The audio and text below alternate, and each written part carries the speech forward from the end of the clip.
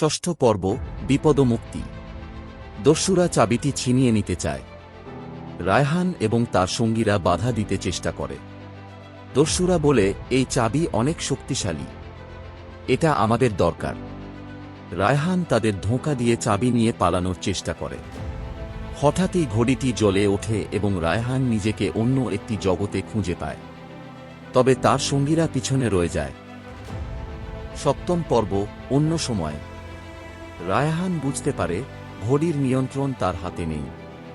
এবার সে 2221 সালে উপস্থিত হয়েছে। চারপাশে প্রযুক্তির আধিপত্য, উড়ন্ত যানবাহন এবং রোবট মানুষের মতো কাজ করছে।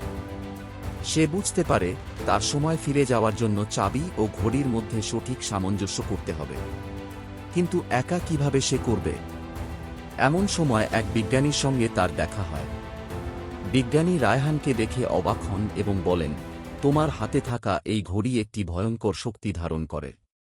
যদি ভুল হাতে পড়ে, পুরো সময়ের ধারাই ধ্বংস হয়ে যেতে পারে। অষ্টম পর্ব, চাবি ও ঘড়ির মিলন। বিজ্ঞানী রায়হানকে সাহায্য করার প্রস্তাব দেন। তারা একটি বিশেষ যন্ত্র ব্যবহার করে চাবি ও ঘড়ির মধ্যে সঠিক সমন্বয় স্থাপন করেন। বিজ্ঞানী বলেন, এখন তুমি যে কোনো সময় ফিরে যেতে পারবে। কিন্তু সতর্ক থেকো, এটি একবার ব্যবহার করার পর আবার পুনরায় কাজ করতে দীর্ঘ সময় লাগবে।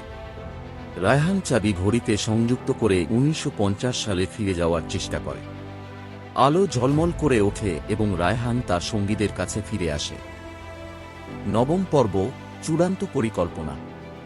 রায়হান এবং তার সঙ্গীরা সিদ্ধান্ত নেন ঘড়ি ও লকেটটি নিরাপদ স্থানে রাখতে হবে। তারা গবেষকের সহায়তায় একটি গোপন কক্ষ তৈরি করেন, যেখানে ঘড়ি ও লকেটটি সংরক্ষণ করা হবে। ইমরান বলে, এটি ব্যবহার করা অত্যন্ত বিপজ্জনক। আমাদের এটি ভুল হাতে পড়তে দেওয়া যাবে না। রায়হান রাজি হয় এবং ঘড়িটি গোপন কক্ষে রেখে দেয়। তবে তার মনে একটি প্রশ্ন থেকে যায়, ভবিষ্যতে কি কেউ আবার এটি ব্যবহার করার চেষ্টা করবে? দশম পর্ব, ভবিষ্যতের প্রতীক্ষা। ঘড়ি এবং লকেট সুরক্ষিত হওয়ার পর রায়হান তার স্বাভাবিক জীবনে ফিরে যায়। কিন্তু তার অভিজ্ঞতা তাকে পরিবর্তন করে দেয়।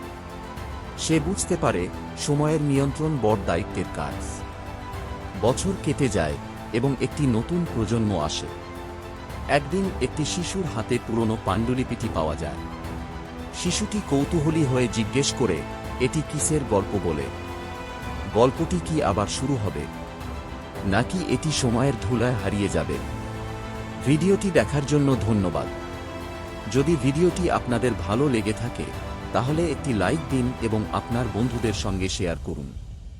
আর হ্যাঁ, নতুন আপডেট পেতে চ্যানেলটি সাবস্ক্রাইব করুন এবং পাশে থাকা ঘন্টার আইকনটি চাপতে ভুলবেন না। পরবর্তী ভিডিওতে আবার দেখা হবে।